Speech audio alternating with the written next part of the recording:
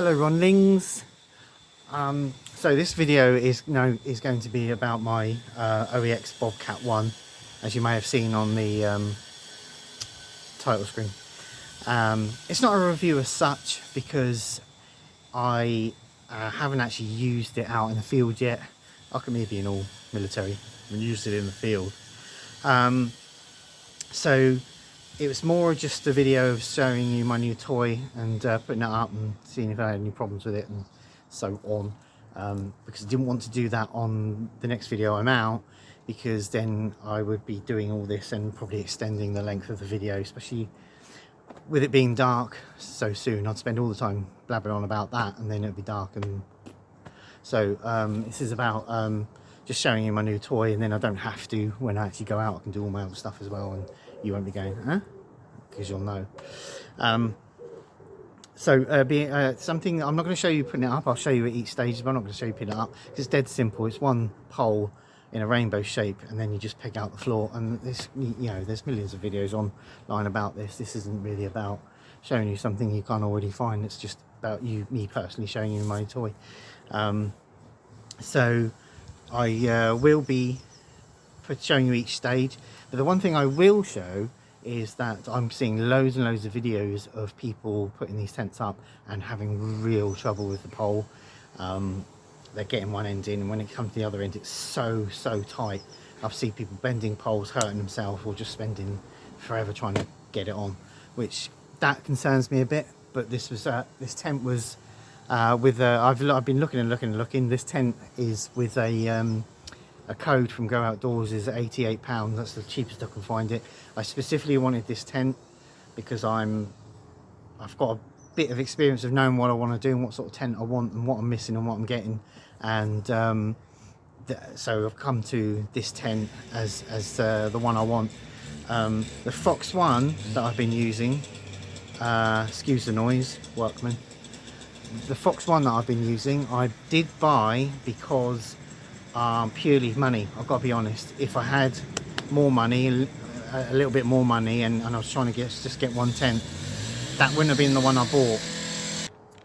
And I wouldn't have bought that because it has a lot of issues. As a main tent, you go-to tent for everything, has a lot of issues, which I was fully aware of, but it was about price. It was the Fox one was £49.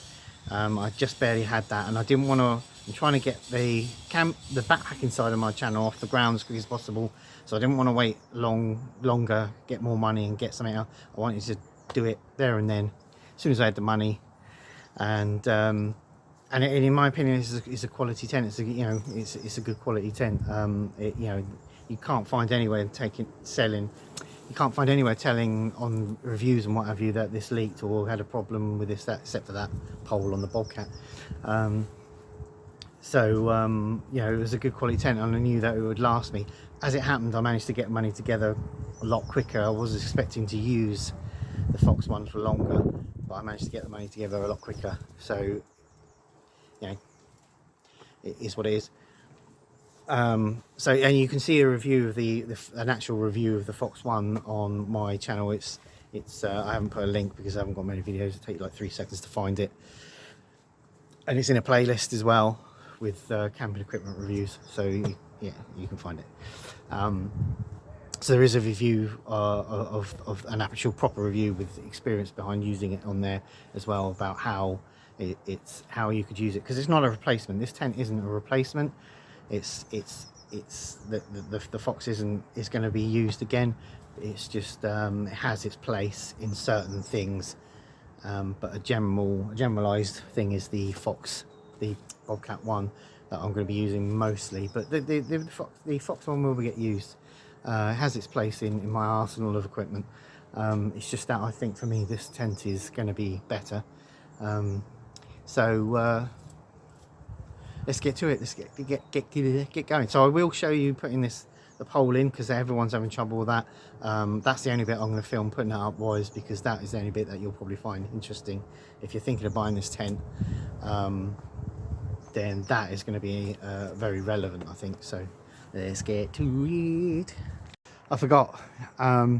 One last thing, there's something I'm going to be showing you later that when people are reviewing, I don't seem to be acknowledging when they're doing their review of the tent. So I think it's actually, when you're talking about space and when you're talking about small tents particularly, every single centimetre counts. And there's something that's being omitted when people are showing you the tent. So I actually think it's quite important. So I'll be showing you that later on as well. If you hang on till the tent's put up, I'll bring you back for that. Right, so here we go. I've put the pole in. I'm at the other end. This is where everyone struggles. And I'm already finding it a problem.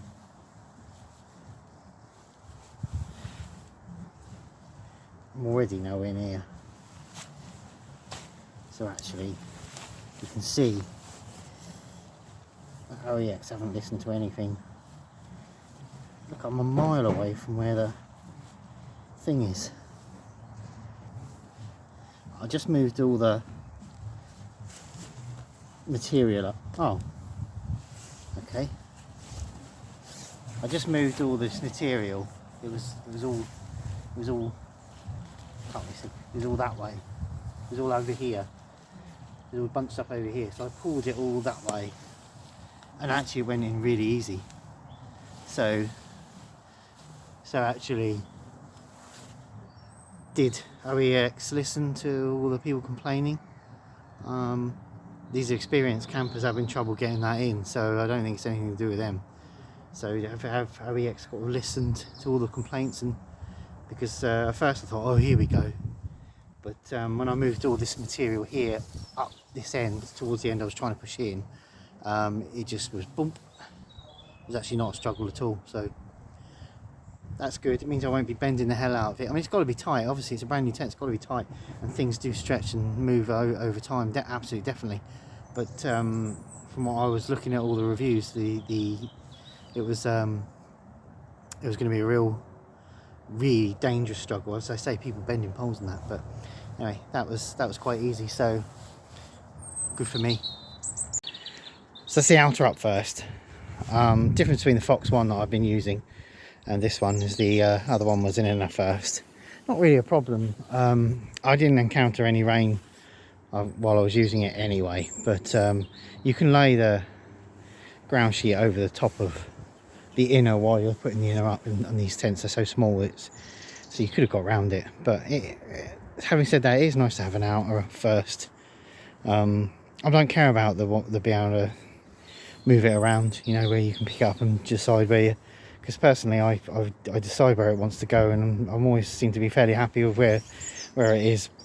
I factor all these things in before I put the tent up, so I don't need to move it around generally. I haven't bothered with some of the guidelines. I haven't bothered with the pegs that go into the pole just for today because it's not windy. Generally I tend not to bother with the ones that go in the pole anyway, even with the OEX I was using, because unless it's really windy I don't think it's a necessity. Handy to have, but on calm days there's just no need. So that's that first. It's looking good. As I said, the old pole, getting this pole in was easy, and I shall now get on with the inner. So that's the inner up. Love the little ground sheet. A lot of people saying, you know it's going to get it dirty, but you know you can unhook it and roll it back.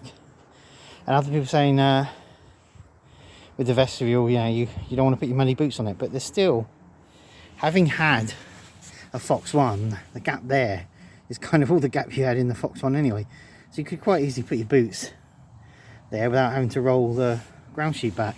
Same with that side, the door's in at the moment, but you could put your boots one in front of the other and you wouldn't even have to roll this back. But it's the options there. If you need to, you can always unhook it and roll it back.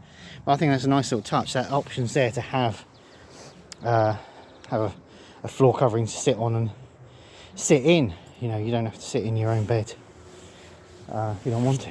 And that's the beauty of it. You know, it's just a small tent.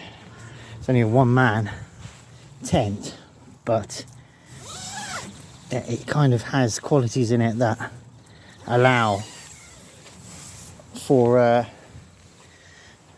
not being completely squashed of space. So there's the middle section. As you can see, it's only just big enough for a mat, but with all this big vestibule, who cares? So yeah, pleased with it. I think it's what I need. Only time will tell. Could have done with the hook. I mean, the vestibules, I mean, the bedroom area is hooked up with these hooks. Where's my finger? These hooks to the side of the tent. There's one I think should be in the middle down the back here. You know, it does in that corner and that corner, but I think it should be. I've not had a massive experience with backpacking, but I know my tents. I've been tenting since I was 7, and I really expected to see one in the middle at the back there to keep that taut. And if it had one in there that you could keep taut, it would make this less saggy. Because there's a lot of people saying that, you know, you could do with this, could do with being less saggy. Well, if you had a hook down there to hook it up, or a peg to peg it out, it would pull that really taut. So I can see what people are complaining about. I can see it's quite saggy, it's quite billowing inside. But that would be solved being able to have the ability to pull a centerpiece taut there that would stretch it and pull it out. As I'm thinking, probably a peg would be better than a hook. Don't know, but yeah, really surprised there isn't one in the middle there. Just in each corner and around the top, nothing in the middle. That's what's lacking. But there you go, job done. So the thing I think that's being missed out when people are reviewing these tents, they bring them out into their garden or a field, whatever, because they're only showing the tent, they're not showing the equipment up, and they're lying in the bottom of here. Excuse the coat, because I'm boiling up. And they're saying you've got so much headroom above your head and so much leg room below you. But the things that don't seem to be taken into account is when you have a mattress. Because when you put a mattress and all your bed stuff in, you lose headroom. So you've got people are lying down and saying, oh, they're pointing right up to here and going, oh, you've got this look here, and that's so many feet above. But when you've got a mattress, it's coming up to at least where the edges of the ground sheet go up, but probably higher, which means your head isn't actually down here where people are showing you, it's actually more up here. And because this material tapers inwards, say the top of your head is here, if you draw a line down, it's actually more like that's where your head is.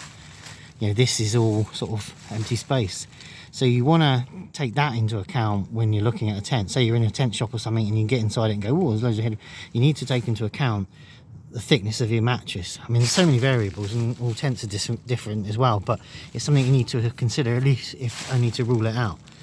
That you haven't got headroom right up to there, because your head is actually about here.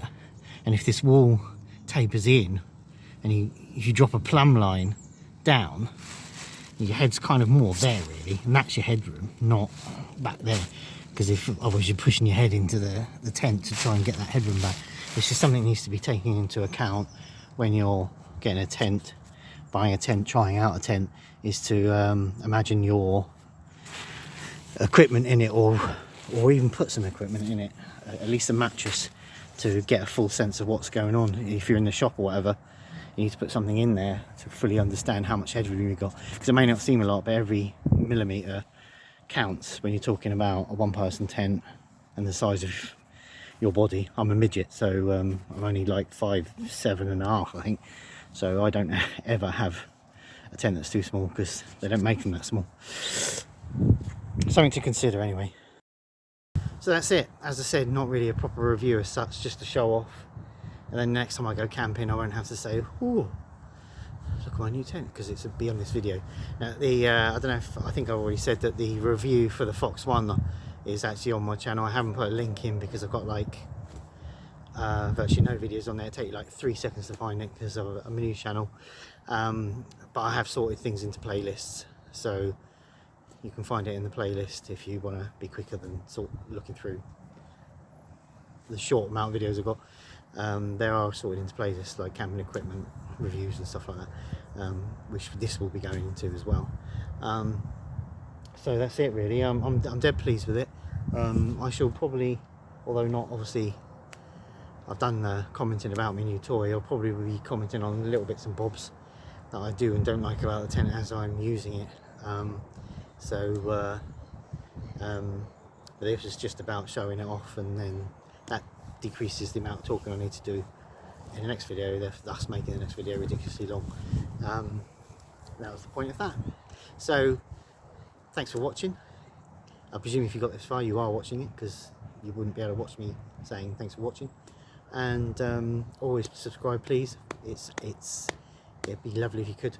And please watch any more videos I have of where I actually where I actually go out stealth camping, because that's kind of my thing.